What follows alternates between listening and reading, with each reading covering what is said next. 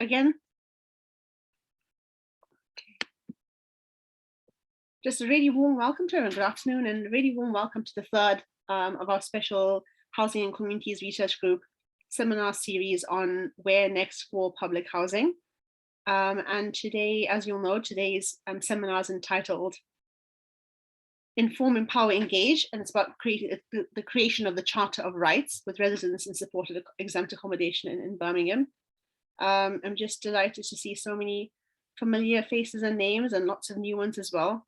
So out of around 40, we have about 12 videos on, so no pressure, but we're all a very friendly bunch, so please feel free to switch your video on and we can see you as well.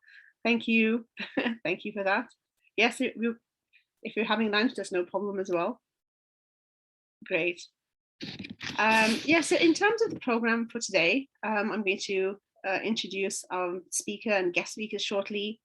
And we will run for around 45 minutes or so, 50 minutes, and then have a break around 5 to 1, just a short comfort break, and then resume with the question and answer session.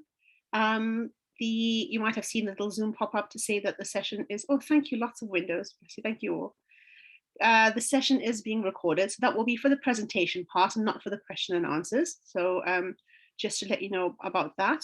As Thea and colleagues are presenting, feel free to sort of pop comments and questions into the chat box, the chat tab, and we'll come to those first at the end.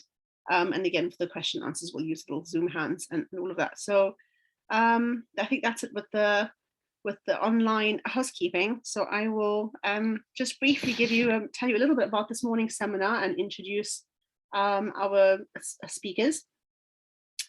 I guess we're always talking about really, impactful research and within our group and also at the University of Birmingham as well. But I think really you'll be very hard pressed to find research work as kind of impactful than the work Thea is going to tell us about today.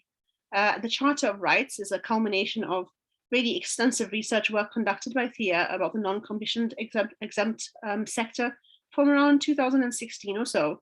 And there's so much positive about the work. It's just difficult to know where to start. There's so many different perspectives and angles to come in from it, apart from the sort of, the addressing of really critical, as you all know, I can see from the attendee list, you're all very invested in this area. But apart from this, addressing the really critical housing and social justice issue in our region, also the sort of collaborative nature of the research, the sort of participatory and co-produced methodology. There's just so much of value and it's just a tremendous piece of work. So delighted that Thea is here. And in a way, we're sort of starting with the conclusion, if you like. So we've got Councillor Sharon Thompson, who will be introducing the charter, which is the kind of end result of all of that sort of tremendous research work. And Thea will give us a bit of background about the research work, about the two reports that sort of fed into the culmination, if you like, in terms of the charter. And then, we sort of normally with questions, we'll have the sort of what next? So how do we translate all of this into good practice? And ta-da, we've got Janet Beckett from Spring Housing who's going to tell us about the pilot. So really, I think we've got all angles covered today. I think it's just a marvelous program. And just fantastic speakers as well. I mean, I've got everyone's bios here, and we could just spend the next 45 minutes just telling you about all the wonderful work that Thea and Sharon and Janet do, but I'll just briefly do that and hand over to Thea. But well, first up, we will have Sharon Thompson, and a very warm welcome. We're delighted to know Councillor Sharon Thompson has a very busy diary, so just really pleased that you could be here today, Sharon, and introduce the charter for us. So Sharon is the Birmingham City Council Cabinet Member for Homes and Neighbourhoods, and she's been a councillor there since 2014. She's just a really passionate advocate for, as many of you will know, she's just a passionate advocate for housing issues and addressing, specifically eradicating homelessness and rough sleeping. She's worked in sort of so many advisory roles and positions. So she's had political leadership responsibility for areas around homelessness and the private renter sector policy. Other areas she does as well: bereavement services, parks and allotments, birth, deaths and marriages. So just a lot of breadth in terms of responsibilities. And what ties in really well with the type of work and the research that we're talking about today is, Sharon is really a passionate advocate for collaborative partnerships. And we'll see that today in terms of the background into how Birmingham City Council commissioned this piece of work and the charter specifically as well. And we know as well, apart from her role as a councillor and cabinet member, Sharon also served on St Basil's board of directors. I see there's some attendees from St Basil's here today as well. And in the Commonwealth 2022 members advisory group. And she's also a local authority representative on the West Midlands Combined Authority Housing and Land Review Board, the WMCA Public Services Reform Board, Eurocities Social Mobility Forum, the WMCA Homelessness Members Advisory Group, and Birmingham Social Housing Partnership. And if you see from Sharon's sort of LinkedIn post, which I sort of follow as well, she's very much about sort of advocating for women and sort of women's careers in this area as well. So she also sits on the LG Labour Women's Task Force. And if you don't mind, Sharon, I'm going to just tell the audience a little bit about Thea and Janet as well, and then I'll hand over to all the speakers so you can get going with the seminar presentation. So Thea is sort of one of us, if you like. She's an honorary fellow at the Housing and Communities Research Group. She also has 14 years of experience in housing, homelessness, and domestic abuse sectors. So from sort of frontline roles to research, policy, and governance too. As you'll see from the sort of work that she's talking about today, this type of sort of on-the-ground experience and research expertise is also very much about collaborative working and sort of co-production and sort of empowerment and sort of meaningful engagement. She's been a member and an honorary fellow at the Housing Communities Research Group for the last 4 years. And since, in the time and before then, has been publishing extensively. And apart from this work on the exempt accommodation sector, he has also been really active in the area around homelessness and domestic abuse, and particularly on women experiencing multiple disadvantaged homelessness. She, in her other role, her other day job, is the head of research and best practice at Spring Housing. So a very warm welcome to Thea and another very illustrious CV and bio. At the end of our presentation today, a very warm welcome to Janet Beckett as well. I think slightly different from advertising program was going to be Dominic Bradley, but Janet will be speaking today instead, and is the Director of Support Services and New Business at Spring. And her role involves directing the Syrian Vulnerable People Resettlement Scheme across 6 local authorities and supporting tenders, managing contracts, new business growth, and organizational change. So Janet's been involved with the Charter of Rights since the last December, and importantly, she is leading on the pilot scheme at Spring Housing and with the other exempt accommodation providers in Birmingham. And Janet will be telling us a little more about that. So that's enough from me, and I'm going to hand over to Thea now to tell us all about the charter. Apologies, I'm going to hand over to Sharon first to tell us about the charter before Thea tells us a bit more about the research. Thank you very much, Sharon. Okay, thank you very much, and thank you for inviting me along to speak today. It's great to be here. This is something I'm quite passionate about. I think Thea's rubbed off on me in that regard. And I'd just like to take the opportunity really to just thank and congratulate Thea on the work that she's done in terms of exempt accommodation. It's been absolutely tireless work over the last few years and actually has set the stall for how Birmingham approaches the research, the work and everything that we're doing around exempt accommodation based on her collaborative approach. I remember meeting with Thea and Dom some time ago, Dominic from Spring Housing, a couple of years back, and we was talking about a charter, and I said I really wanted something that was inclusive. I didn't want something that was going to be typically a number of housing bods sat together deciding what the future looks like for a set of people when we don't live in the housing ourselves.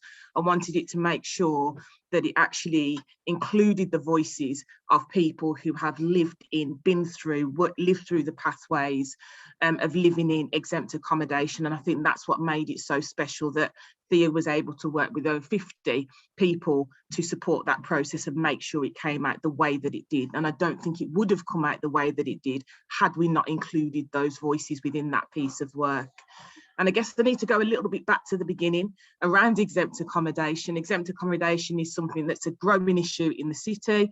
And when I say issue, I want to start off by saying we have some excellent providers in the market who are providing the support and everything else, but we do have what I always refer to as some unscrupulous landlords who are not in there necessarily for the right reasons, and those people that are living within their care, relying on their support and care and not getting the adequate care that they need, and that's what we need to stamp out. And in terms of housing benefit, those that know this area well, they will know that you get enhanced housing benefits, so it's sort of seen as quite lucrative for some people. And I think it does attract people that are thinking about setting up a business model in terms of that, not necessarily thinking about the individual. So I guess the difficulty for me as a cabinet member and my colleagues is that when it comes to exempt accommodation, the way that the law is set up, it almost gives all the power to the regulator, because it's overseen by the regulator in terms of the regulatory powers. But again, that's only around governance.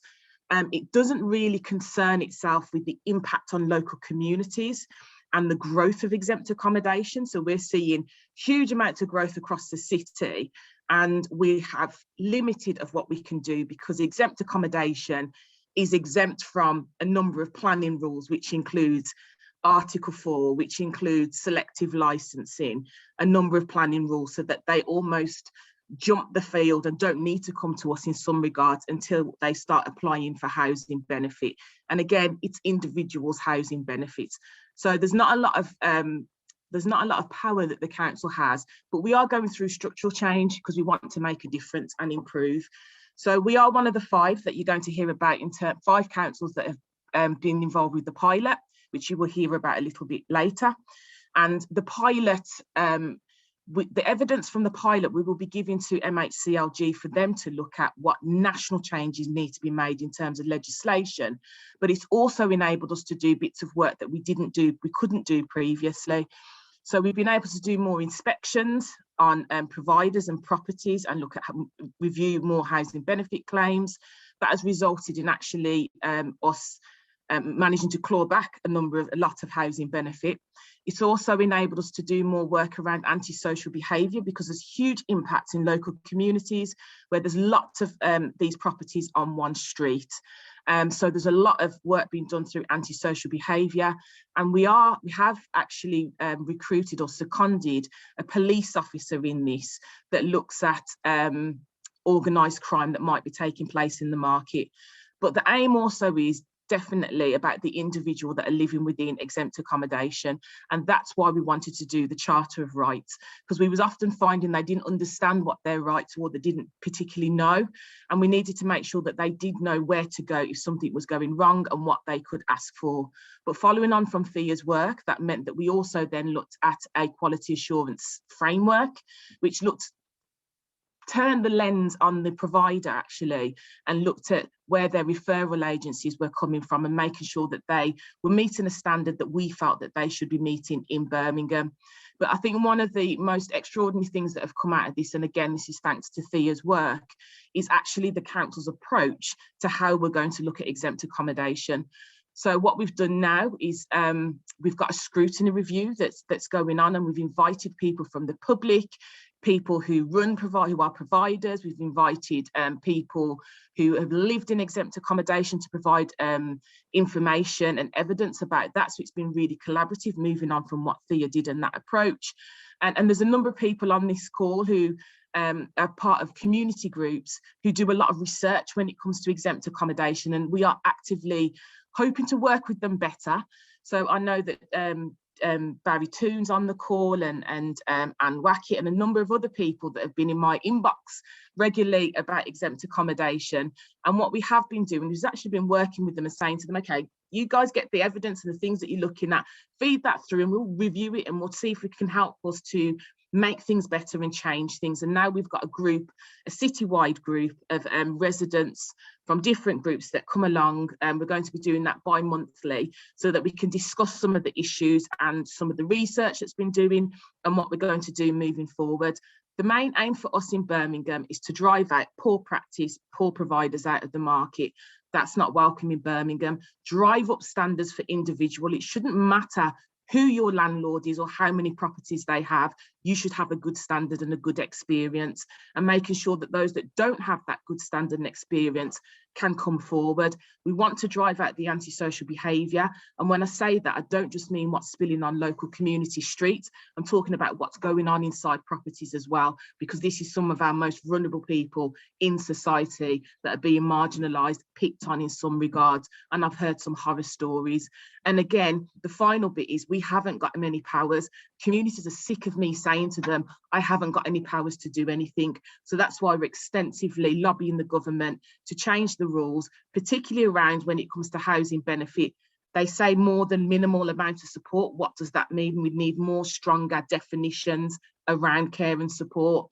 We need them to change the policy around planning so that exempt accommodation is treated exactly the same as a HMO, so that we can apply those licenses and laws onto those as well. So there's a whole raft of things. I could talk about this extensively. I think I've almost become a connoisseur of exempt accommodation. Just like Thea, like I said, she's rubbed off on me. So I'm going to finish there so you can all get on with the rest of the session, and I'll be around to answer questions at the end. I didn't want to steal anybody's thunder by going too far into what we're doing, because I know the presentations will speak for those. So thank you.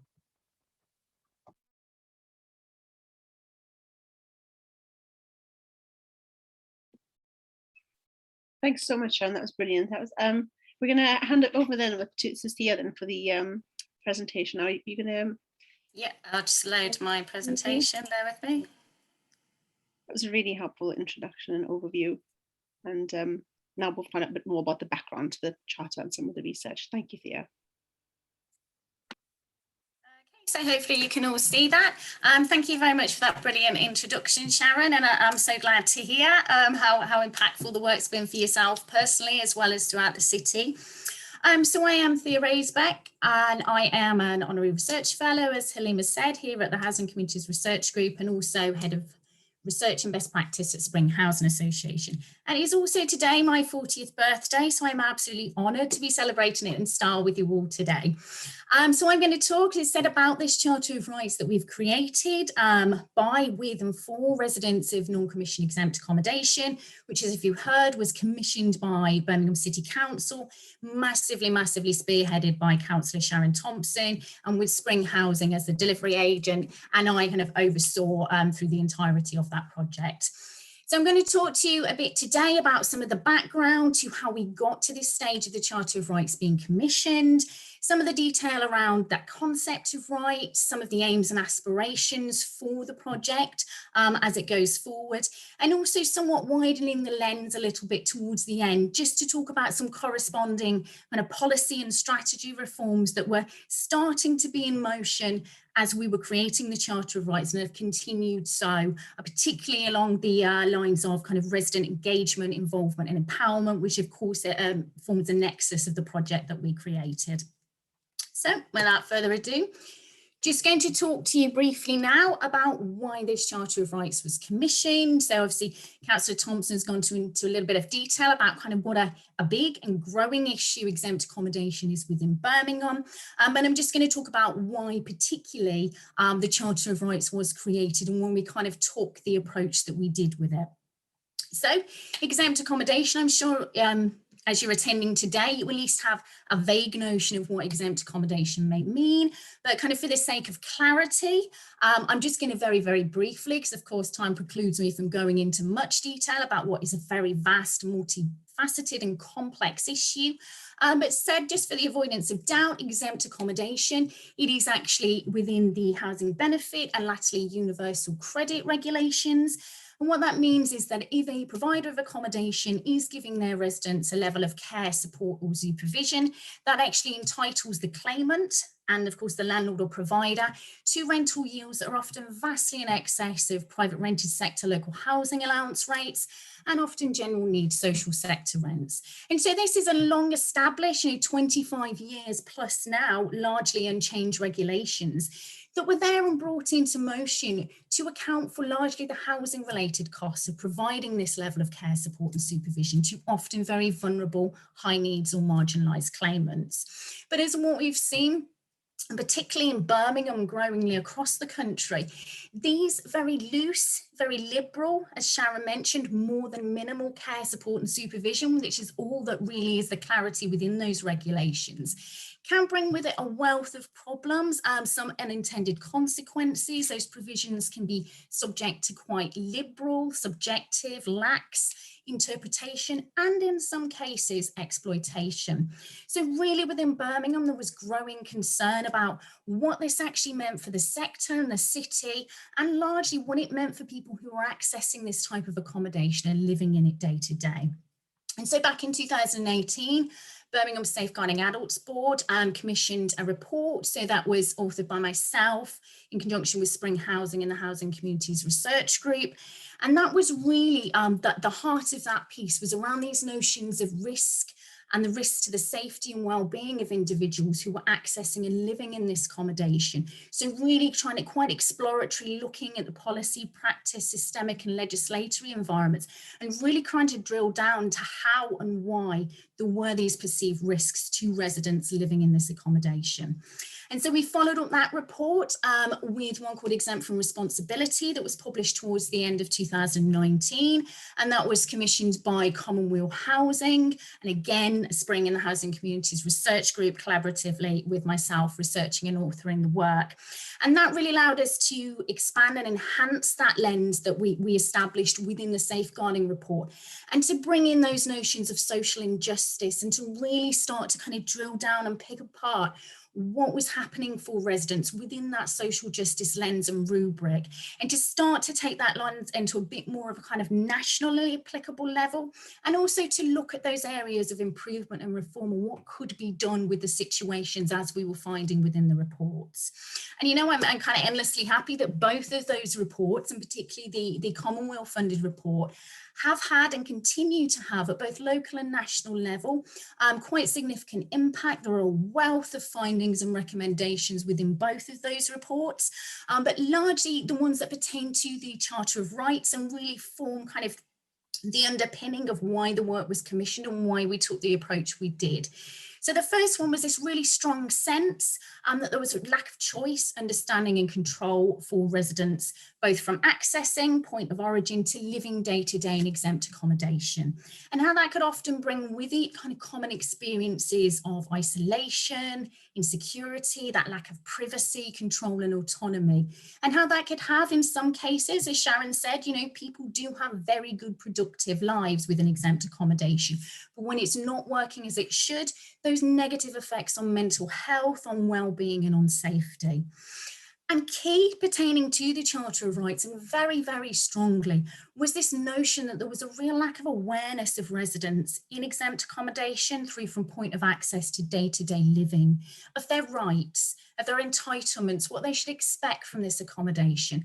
And alongside that, a real lack of opportunities for residents to have any input or involvement in their accommodation. And alongside that, that integration into communities and how landlords and providers should have a role, sorry, to not afflict, within that.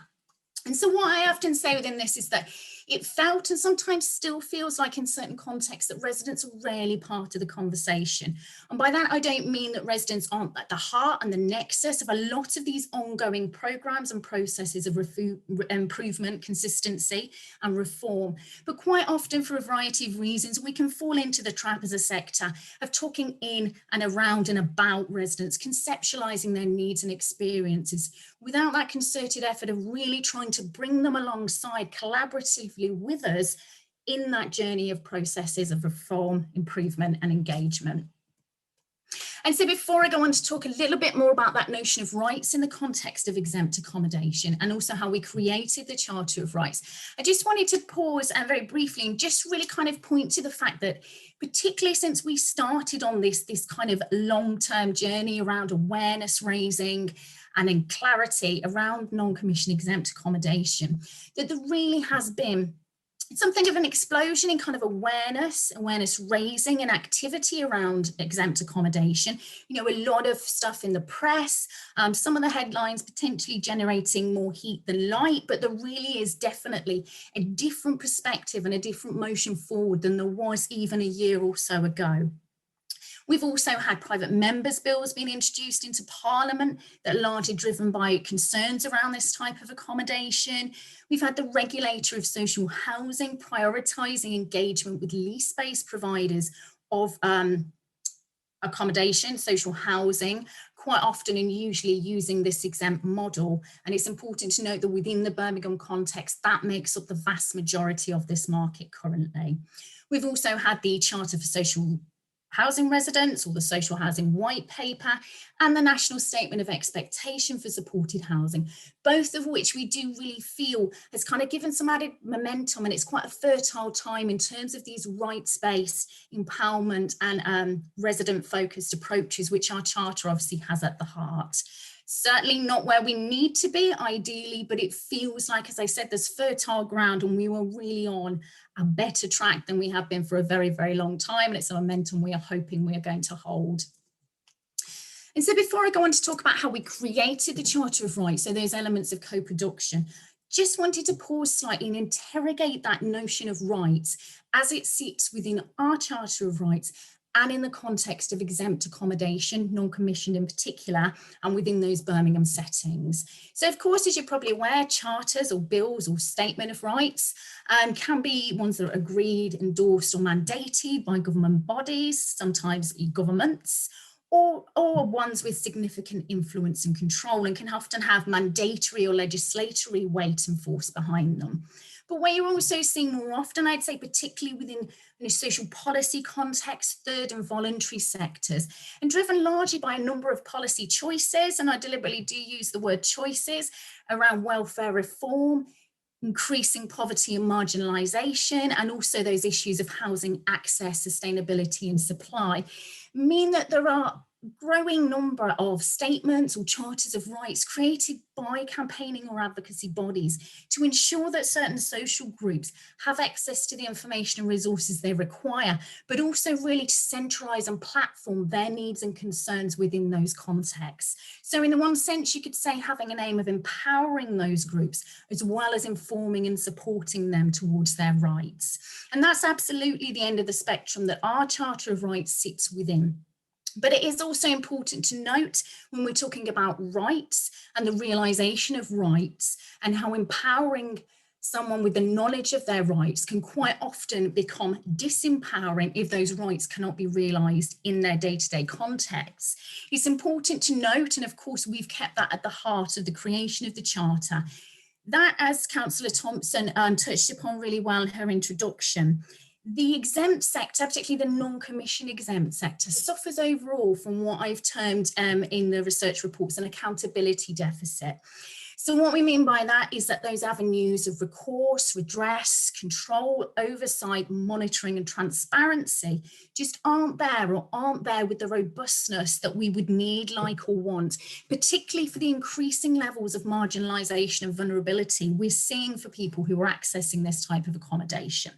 So of course, there can be and there is a tension and gap between a right as it exists and the realisation of those rights in this specific context.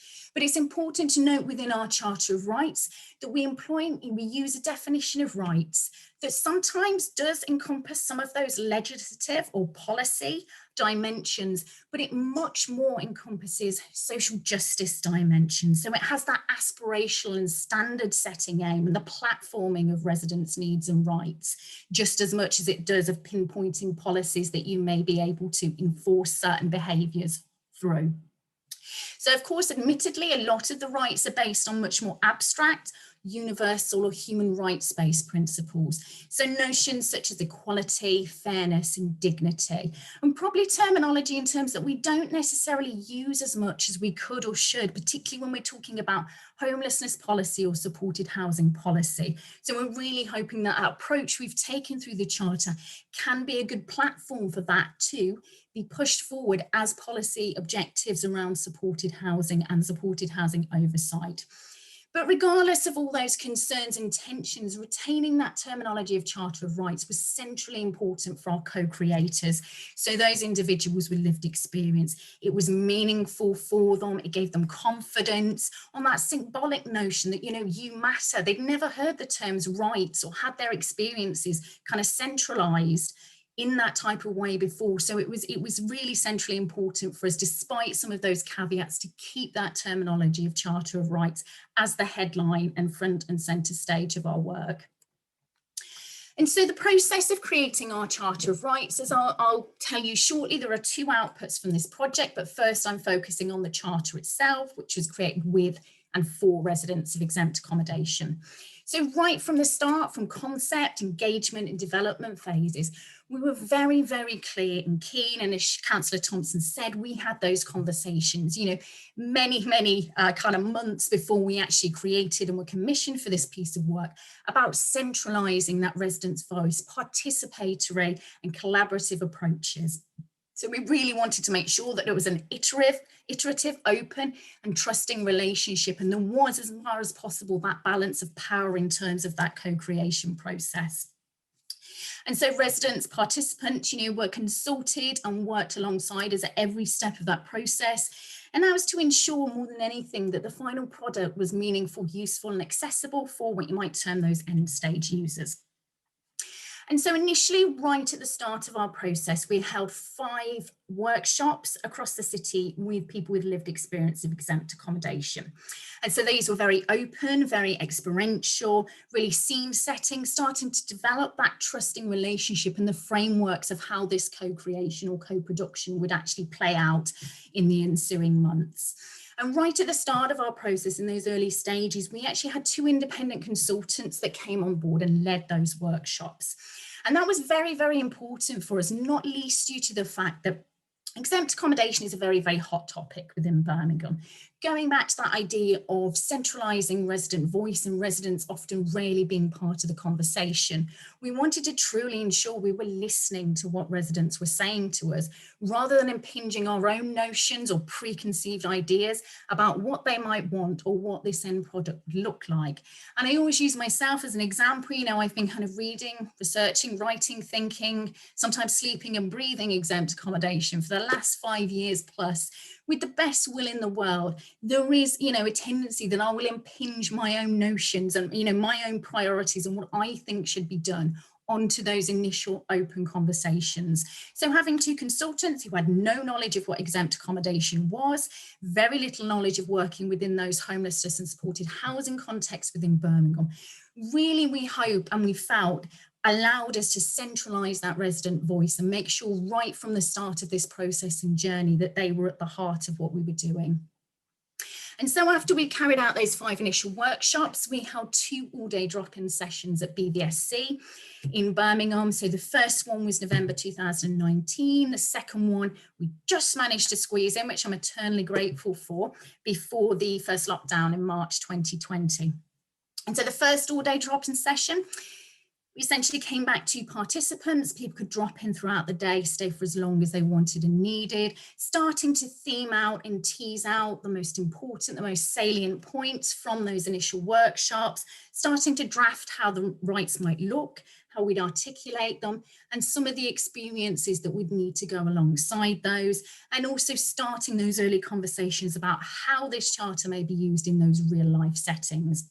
And we were really fortunate at that first all-day drop-in session that we had Dan Farley, who's the graphic designer who's created the artwork for both of our products from this charter project, who was able to be there, sit there all day, sketch out ideas, so we could really ensure that the visual side of this product and how it looked and felt to those end stage users was really going to be, as we say, meaningful, useful and accessible as possible.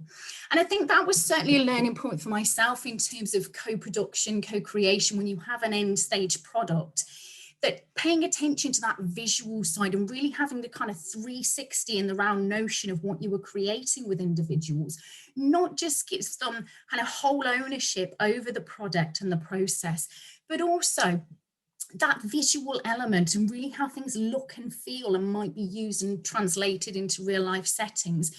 I don't think we would have had the disclosures we had during that drop-in session, that around 2/3 of participants disclosed that they had low or no literacy levels, and these were generally native English language speakers. So I think it really was a key learning point, particularly when you were creating a tangible product with people with lived experience.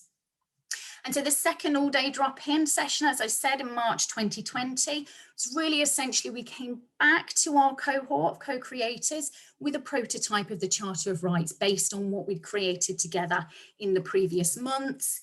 Again, a similar process. You know, how does it look? How does it feel? What are these words like? How could you envisage yourself using this? What do we need to change, etc.? Came away from that, effectively got that signed off by our co-creators and had our finished product. And so across those development engagement sessions, so over 11 months just about, as Councillor Thompson mentioned at the start, we had over 50 individuals with lived experience who engaged with us.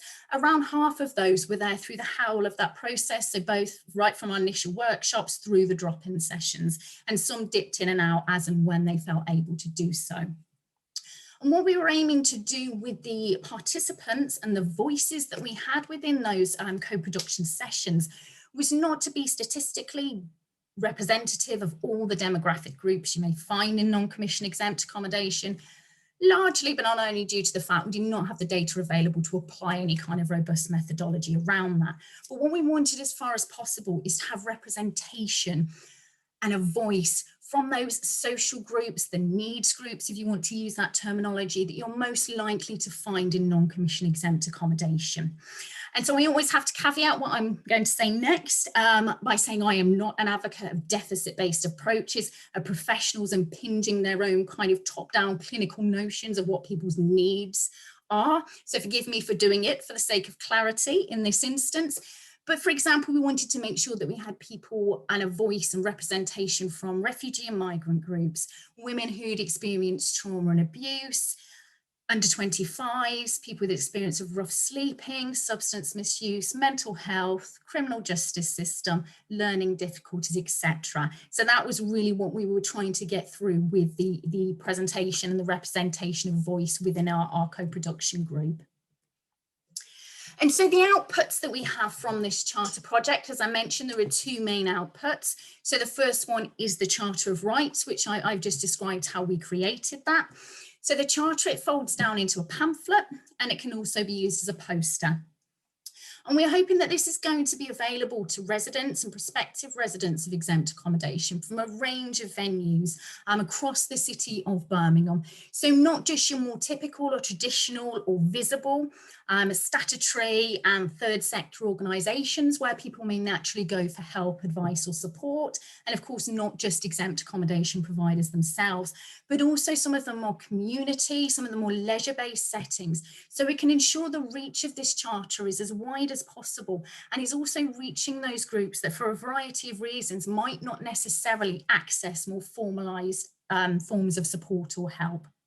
And also at a very, very minimum, we are encouraging all exempt accommodation providers to display the charter poster within communal settings in their accommodation units, and also to have that steady supply of copies available for residents right when they're thinking of moving in, to moving in, and those day-to-day living environments. But what we've also created to go alongside the Charter of Rights is a provider guidance document. So it's essentially a 40-page booklet or handbook that I've written to aid the best implementation, most effective use of the charter by exempt accommodation providers with their residents. So it has a lot of background detail about the aims, the ethos of the charter, detail around the rights and really what we are trying to achieve and hope that they will be part of us achieving. And it has links to further guidance and training and checklists for policy and practice, which are essentially worked examples of those 5 rights within those day-to-day practice settings. And so the aims of our Charter of Rights document and the provider handbook. So firstly, the charter itself, we have those key aims, that key framework of inform, empower and engage. So going back to what I was talking about, those more abstract human rights or social justice principles, you know, this isn't something that is magically going to solve and resolve the wealth of issues and challenges that we sometimes see in and around exempt accommodation. And it's certainly not a solution for every eventuality or problem or issue that a resident of exempt accommodation may have. But what it is, as we've said, it's that aspiration and standard settings, the highest aspirations for both resident experience and the exempt sector as a whole. So this charter is more a tool for articulation. It's to aid residents to understand their experiences and concerns and to communicate these the most effective way possible for them to relevant individuals and organisations. So that notion of empowering, which I will return to later within this presentation, is really about that knowledge base, the knowledge and information acquisition and those communicative levels that we are really seeing it, particularly at these early stages, as sitting. And we are hoping as it becomes more embedded within the sector, that it will help to increase resident confidence, safety, well-being and engagement, both within accommodation settings and better within those wider communities. And so the guidance document, the key aims of that handbook, this is not a prescriptive how-to guide for running a perfectly successful exempt accommodation scheme, if such a thing could even exist in the first place. It really is centering those residents' priorities around those 5 rights. So it doesn't cover every eventuality of managing an exempt accommodation scheme, but it's providing that baseline framework for creating those open, inclusive and safe or safer environments. So it's as much about values and principles as it is about policy and procedure. As I've said, it's allowing providers to work with the Charter and their residents in the most successful way, and possibly most importantly, to identify those linkages between their current management practice and resident experience. And so just returning to the Charter of Rights itself and the 5 key rights that are held within it. So these are the ones that were chosen as the priorities by those with lived experience, our co-creators. And each of the 5 rights has a lot more detail behind them about what that might mean for people living within these accommodation settings or accessing this type of accommodation. So very briefly, they are a right to feel safe and protected, a right to security of property, a right to decent living conditions, a right to clear information on your support entitlement, and a right to seek advice, assistance and to challenge. So as you will see, just from those titles themselves and the detail that sits behind them within the Charter, many are very basic, quite minimum standards, but they're there to provide clarity and direction and to encourage communication and active involvement between residents and accommodation providers. But it's also important theme that ran throughout all of those rights, and also was something that was continually returned to by our co-creators during those development phases. And that was this notion of safety. So of course, a right to feel safe and protected, that is clearly articulated through one of the rights. But as I said, it was something that really kept being returned to throughout this process. And that was most often kind of articulated and characterized as more what you would term psychosocial safety and security, autonomy, personal safety, and those linkages to well-being, rather than in that kind of health and safety rubric that we might more often talk about in housing-related contexts. And I would certainly say that this notion is something that's been vastly neglected, both in social housing regulation, supported housing policy, and particularly in those shared environments with what you might term stranger shares that we particularly see within shared exempt accommodation settings. Of course, we talk a lot more, and there've been important, albeit slow, progress around reforms in building safety, and particularly in social housing, but not limited to that. And I'd also say that the notion of safety has had a lot more primacy since the advent of COVID-19 within homelessness and supported housing and shared environments. But that feels a lot much more to me like what I would call the medicalisation of safety. So it's safety from or away from an invisible but very serious virus. And I really do think, as I said, not to kind of labour the point too much, but this notion of kind of personal psychosocial safety is something really that we're hoping that this Charter of Rights can start to build continual momentum towards it having a place within particularly supported housing policy oversight and objectives. And so just before I start to draw things to a close, I said I wanted to just expand the lens slightly on what we're talking about here, and really just touch upon some notions around kind of resident involvement and engagement within social housing and supported housing sectors.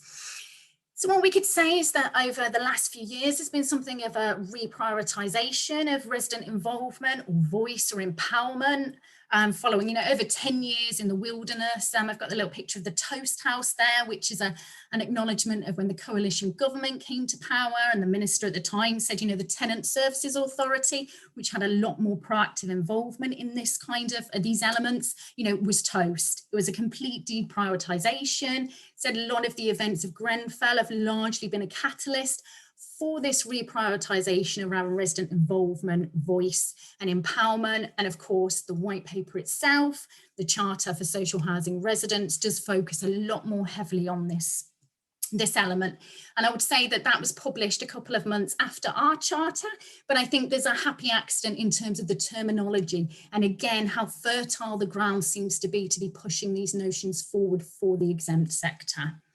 But of course, when we look at supported housing away from social housing, there's no real established tradition, particularly more transient housing settings, for there to be that collaboration, engagement, empowerment and rights-based frameworks around supported housing. The National Statement of Expectation does mention this element, but it is somewhat siloed off rather than as what I would personally like to see it embedded and as a narrative throughout the whole of those standards and expectations.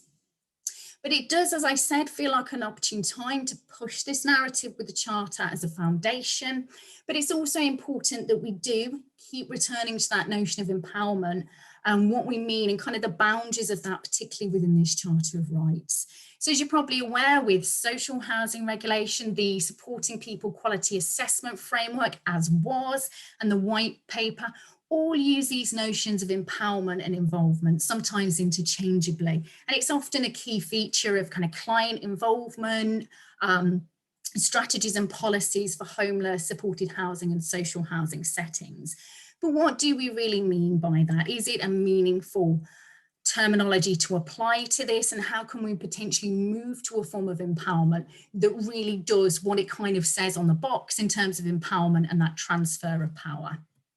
And so very, very briefly, empowerment itself is, I would say, admittedly quite a woolly concept. It's often used as this nice umbrella term for various forms of help and positive change for people, but often without any real definition. And instead, it's sometimes used interchangeably with involvement, participation and voice. As I've said, within the aims of our work, that notion of empower does appear, but that was born largely from the experience of working with our co-creators. That always been a processual form of empowerment within that co-creation process. That confidence and the knowledge that they mattered, that rights, they'd never heard the term rights kind of platformed or applied to their own circumstances. So at least on that communicative and symbolic level, it felt like we were starting to plant the seeds of that being something of a continual process. Of course, we can't say definitively or even tentatively at this stage what effect the Charter will have longer term on residents, and particularly on those notions of empowerment, however we feel that must be termed. But what I would say, certainly, particularly in exempt and supported housing settings of a more transient nature, resident voice really needs to be embedded across those sectors rather than a function or a duty that must be fulfilled or ticks a box for a certain circumstance. And so that's really something that we've tried to generate throughout the Charter and the guidance of that being a continual process and embedded culturally, organisationally, and in a practice-based setting. And I think we could probably all admit that supported housing itself needs to get much better at truly involving residents. Some of the disinclination, particularly more transient or ostensibly transient supported housing settings, around truly engaging and collaborating and having those rights-based frameworks as part of that, is because stays can be quite short, people can drift in and out, there's a lot of fluidity and transience within those populations. But for one thing, there are a wealth of things that you could say in retort to that.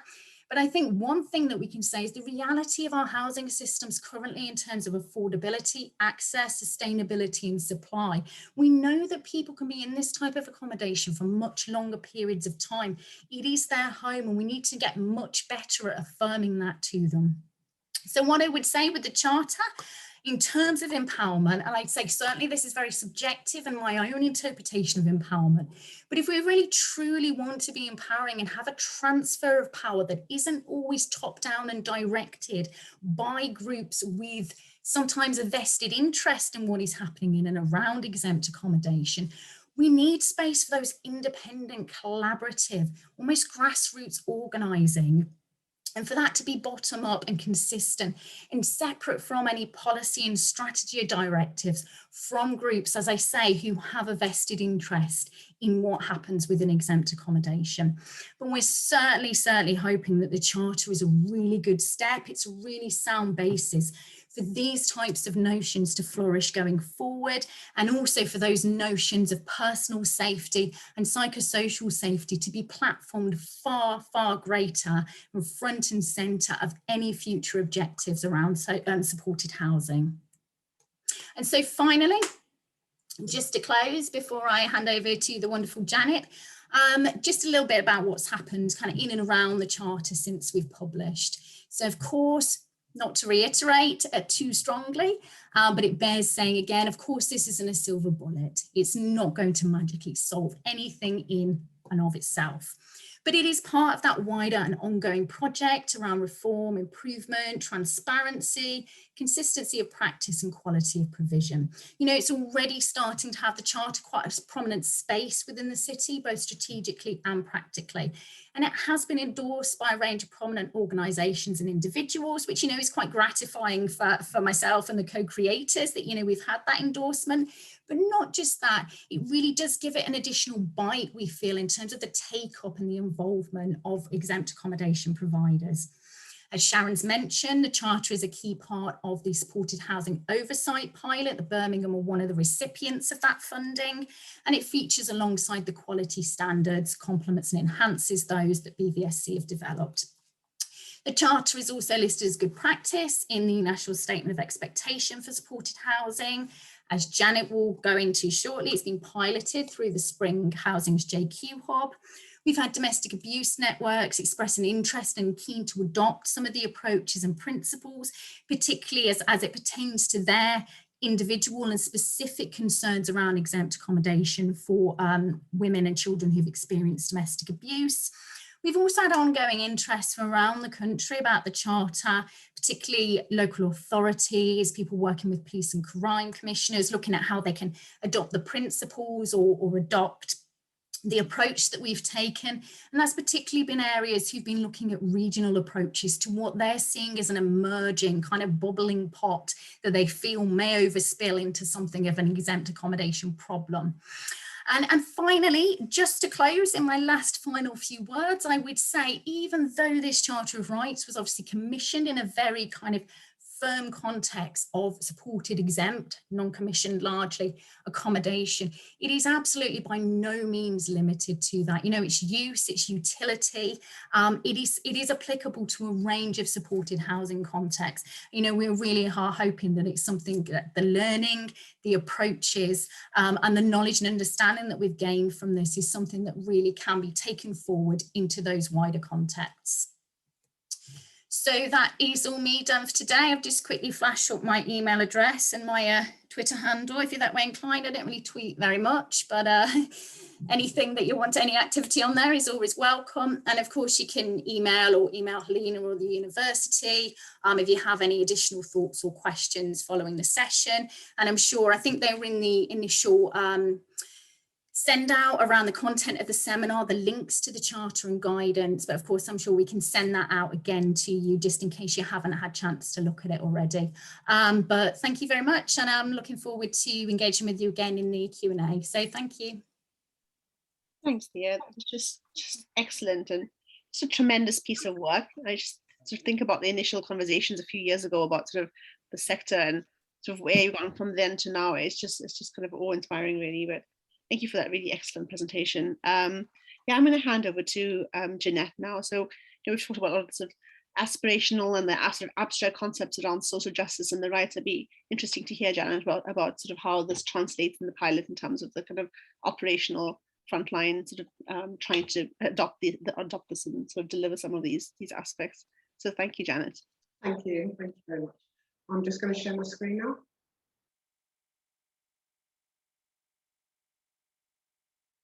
Can everybody see that? Yeah. Okay, perfect. So I'm just going to give you an overview of the Charter of Rights, which started in Birmingham in May this year, based on the work that Thea had undertaken. It started as a pilot as part of our Offenders Hub, which we're commissioned to deliver by Birmingham City Council. Sorry, Janet, I'm so sorry to interrupt you. If you pop it on the slideshow, then the slide sort of pops up larger. At the moment, we're seeing it sort of the slides and then the slide tab on the side. Apologies for that. Yeah, no, that's fine. It's just that we can see the text clearer. Sorry to interrupt you. Is that better for you? There's still a sort of tab coming up at the side. But is it possible? Can you sort of minimize that, or if not, yeah. I mean, I want to.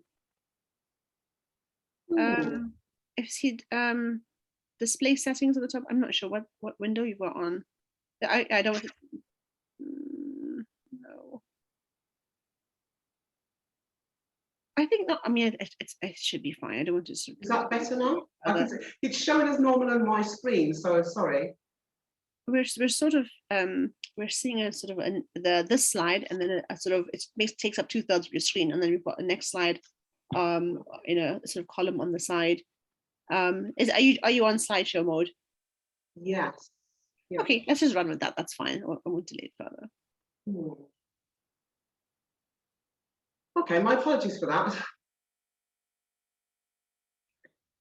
Yeah, so basically, as part of our Offenders Hub, which we're commissioned to deliver for Birmingham City Council, basically supporting offenders who are leaving prison to access accommodation, education, training and employment. And as part of that, we have a range of commissioned exempt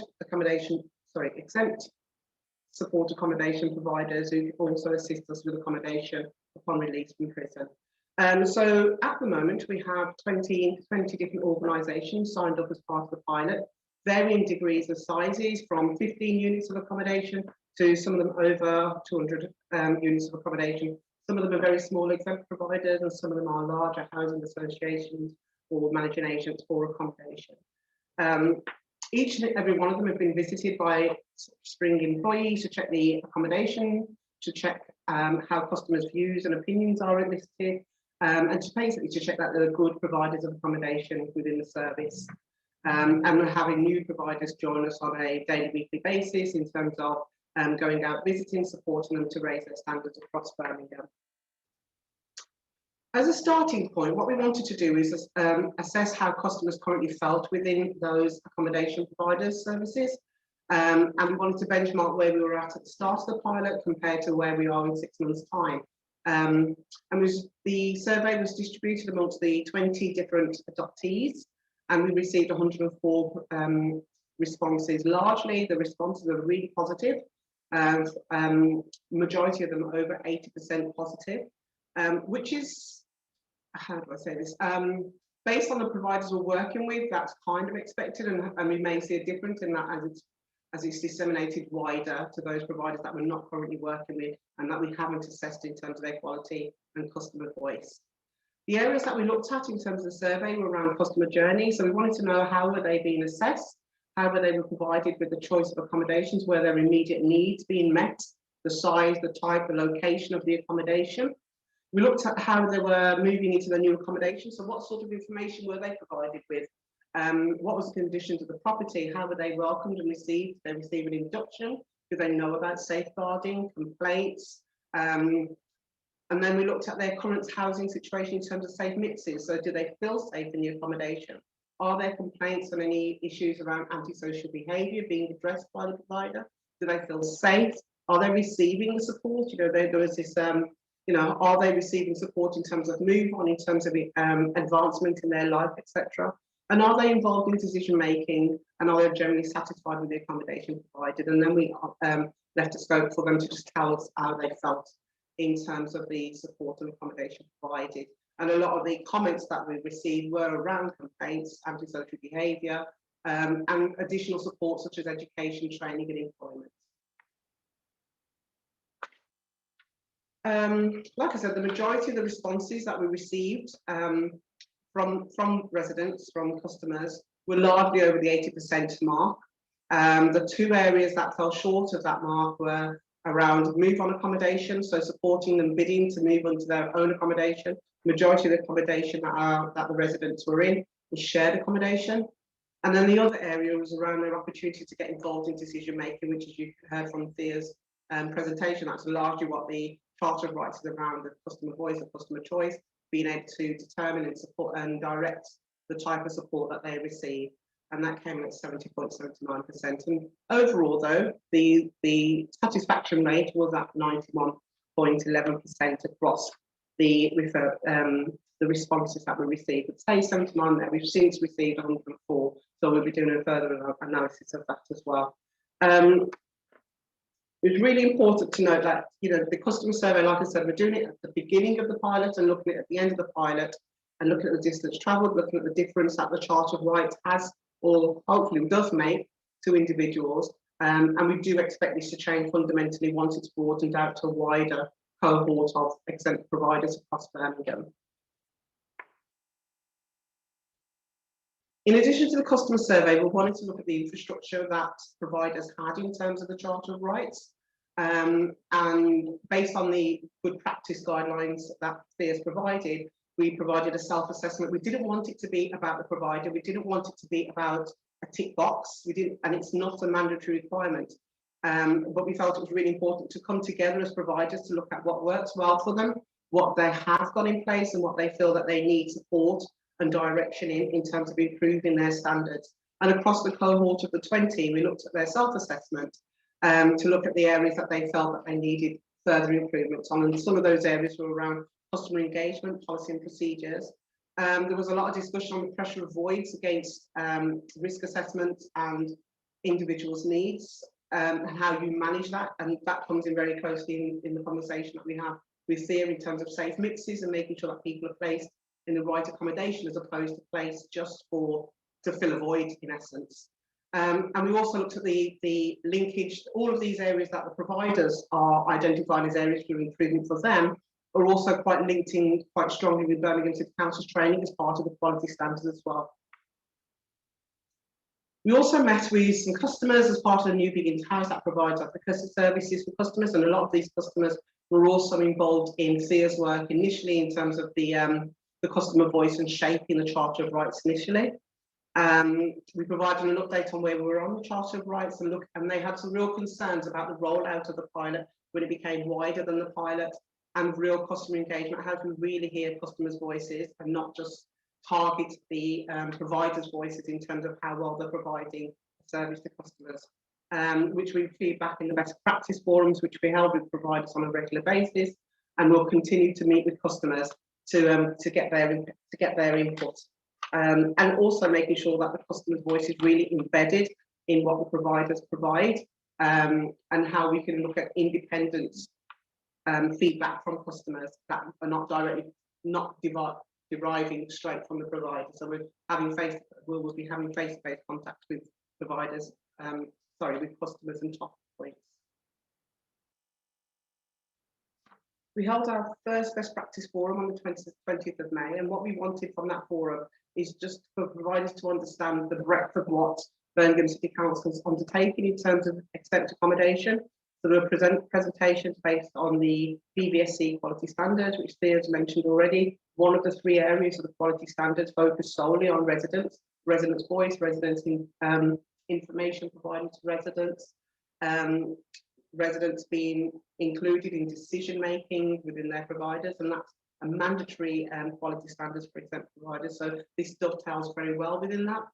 We also looked at the homeless transitional services, which is again part of Birmingham City Council, and how people referred through the two hubs, Cypher and St Basil's hubs, will be contacted within 24 hours to ensure that they're getting the right information, the living standards are correct, and they have a choice about where they're living, and they're living in a safe environment. Alongside the safe mixes in terms of, are they placed appropriately? Do they feel safe in their services? Are they being appropriately risk assessed as opposed to filling a void? So the presentation is basically setting the scene for the work that's been undertaken within Birmingham City Council around exempt accommodation. And the call for action here was to see these different initiatives as integral and interdependent of each other, all with the aim of voice and choice of customers being improved within the sector. Continue through the risk assessment and continue to identify areas that we can collectively support each other in terms of raising the standards. Continue marketing the good works and marketing the Charter of Rights, and more people are aware of the Charter of Rights, customers and providers, and share good practice for development of future forums.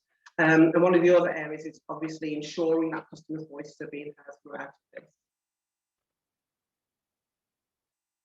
The future considerations for the pilot in terms of larger providers requiring guidance on how best to move forward with the pilot. So we've got, like I said, breadth of providers from 15 bed spaces to some providers are much larger housing providers. Limitation of the breadth of pilots. So we're currently working with those who are linked directly to the offender sub, but we're getting requests generally every week about wanting to join the pilot, but obviously resources and time, etc., and being able to manage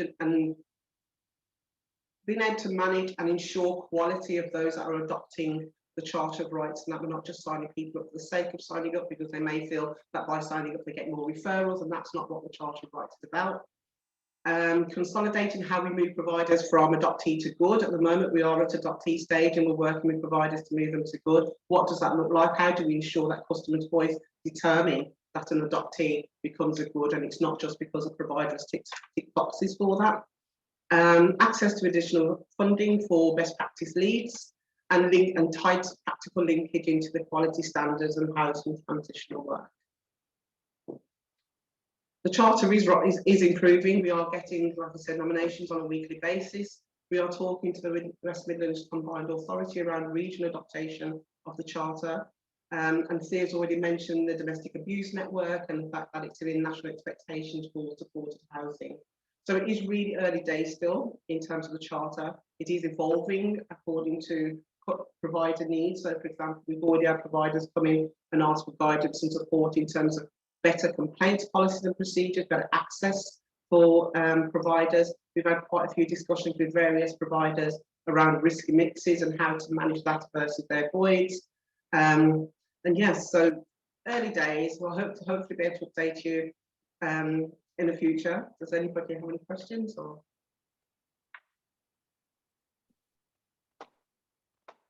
that's great. Thanks, Janet. It's really informative, and I'm sure it'll be really helpful for attendees today from the various organizations who might be interested in it's attendees here today. I'm just looking at a couple of messages as well regarding the time. We're running about 10 minutes behind, and Thea's sort of kindly agreed for us to sort of just go straight into the Q&A. So if that's okay with everyone, just to sort of be able to maximize the next sort of 20 minutes for being able to pose questions to Thea, Janet and Sharon. So if that's okay with everyone, we'll just go straight into the questions and answers. Mainly the messages are, can we have a copy of the presentation? Yes, of course, everyone will get a copy of the presentations. All the presentations will be emailed to everyone today. And lots of birthday messages. I'm not sure if I had a chance to scroll through all of them, so I just echo that and say happy birthday. And thank you. And really it shows your commitment to this work. Absolutely. That really is a dedication above and beyond. Yeah, so yeah, I'm happy to take sort of questions. I haven't got sort of more comments in the chat box. Does anyone have to ask a question? Otherwise I have a few. Let's see. I can't see any Zoom